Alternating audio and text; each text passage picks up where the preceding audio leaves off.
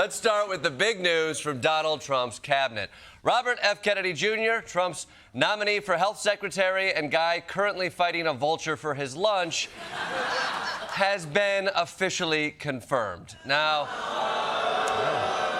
I know. They said it couldn't be done. Excuse me. They said it shouldn't be done, but now it has happened. So you can now add employment to the list of things he's tested positive for. But let's move on to a big development in the war in Ukraine. And remember, during the campaign, Donald Trump made some big promises about how quickly and easily he was going to end that war. If I'm president, I will have that war settled in one day, 24 hours. I would tell Putin, gotta settle. I would tell Zelensky, you gotta settle. I would get a settlement in 24 hours, no longer than one day. I can get it ended as president-elect. I will get it settled before I even become president.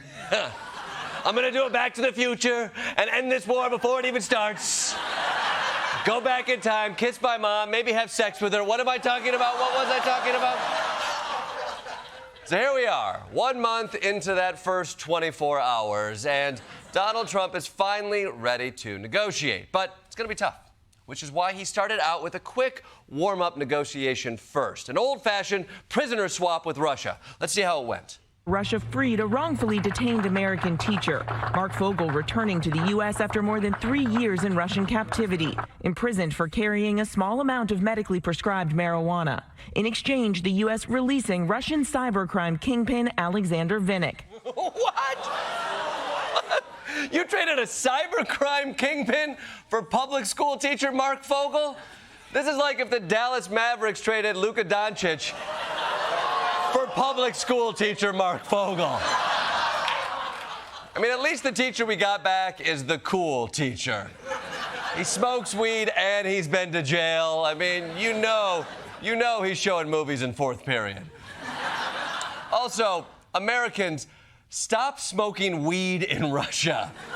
If you need to relax, try not being in Russia.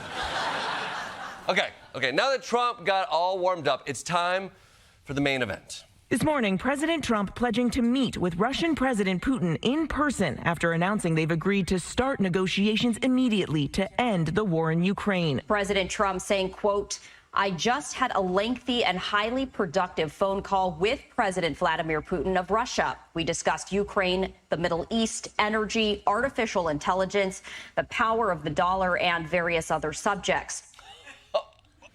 Yeah, I'd like to know what those various other subjects were. I mean, it's a tad suspicious. It's like a husband coming back from a Vegas bachelor party saying, yeah, we ate some great food, we saw the Sphere, did various other things.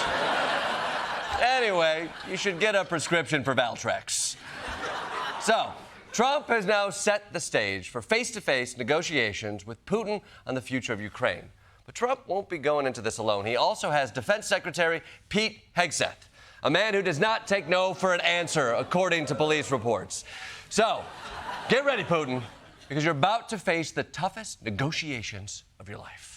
Pete Hegseth, speaking at NATO headquarters during his first trip to Europe, was blunt, saying Ukraine's long-sought membership in NATO isn't realistic.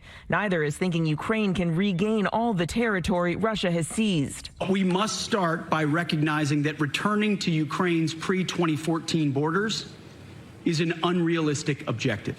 Measures that will likely be welcomed by Putin, prompting questions about whether Trump is giving up his leverage to negotiate with Russia. Speaking in unusually blunt terms, the German defense minister accusing the Trump administration of making concessions to Putin before these peace negotiations have even begun. Okay, so before negotiations even start, America gave up the two things Russia most wants? I mean, how do Hegseth and Trump not know how to negotiate? Between the two of them, they've been divorced 97 times. I mean, if your opening move is giving away the house, the car, and the kids, best case scenario, you're leaving court with half of a golden retriever.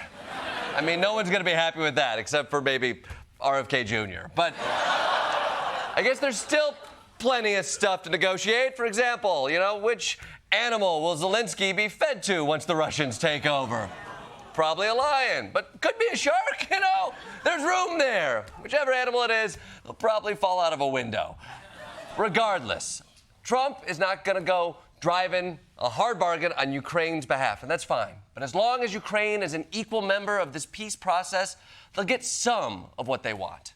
Do you view Ukraine as an equal member of this peace process? It's an interesting question. Yikes! That's like when my dentist asks if I floss. It's an interesting question. I gotta go. Okay, so this is not looking good for Ukraine. Imagine not even being invited to your own peace negotiations. It's like if your wife told you she wanted a threesome and then asked what night you'll be away on business.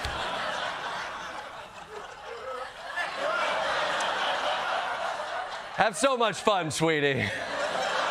I'm strong enough for this. It's okay, I had it coming after Vegas. Now, you might think it's unfair to put Ukraine in this position after they were the ones invaded, but that's not exactly how Trump sees things. I think they have to make peace. Their people are being killed, and I think they have to make peace. I said that was not a good war to go into. Not a good war to go into? They were invaded. It wasn't their idea. Little advice for the back of Abraham Lincoln's head. Don't get hit by a bullet. Not smart. Look. Here. Clearly, this is going to be a complex negotiation, and it couldn't have come at a worse time for Trump because he's also busy with his second job.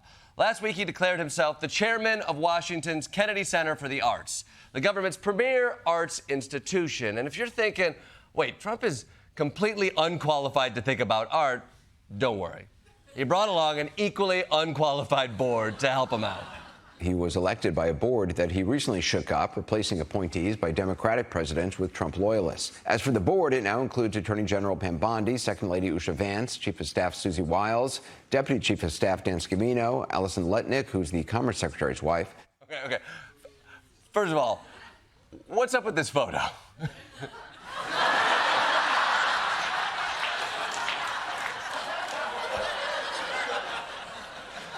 You need a headshot of Mr. Scavino? Unfortunately, the only picture that exists of him is from when he walked in on his parents bumping uglies. But hey, Donald Trump loves arts and entertainment, and you could hear his genuine passion in a phone call he had with the board. I think we're going to do something very special. It got very wokey, and some people were not happy with it, and some people refused to go, and we're not going to have that. We're going to have something that would be very, very exciting, and we'll do things both physically and in every other way to make the building look even better. I think we're going to make it hot. We made the presidency hot, so this should be easy. I'm sorry, hot? Only Trump would look at a building and go, unbelievable. Yeah, performing arts centers have gotten very wokey. Like that theater that kicked out Lauren Boebert for giving one little tug job. Blocking it over the khaki jack sesh, not in my America. You heard Trump, though. No more woke theater. Only plays written by straight men like...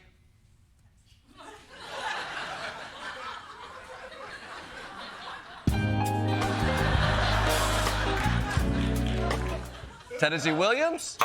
Damn it, so close. Okay, so what will Trump's new role mean for the Kennedy Center? We at The Daily Show just got our hands on an exclusive look at what we can expect. The Kennedy Center, America's most prestigious home for the highest arts, is about to get hot. Sign up now for an all-new season designed by Chairman Trump. Screw off, twinkle toes, because all ballet will now be done by pole dancers. Talk about a nutcracker. And join us for our cinema series, featuring every movie where a babe climbs out of a pool. Donald, likey. And you bet your ass we'll have culture, better culture, like Hamilton, but with white people.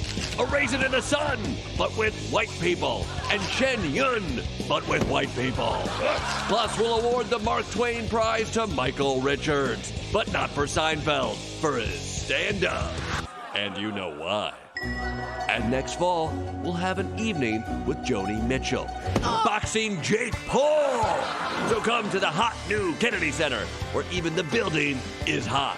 That's right, we gave it boobs. Not just 2, like 20. The Donald Trump Kennedy Center and Casino. We got your culture right here.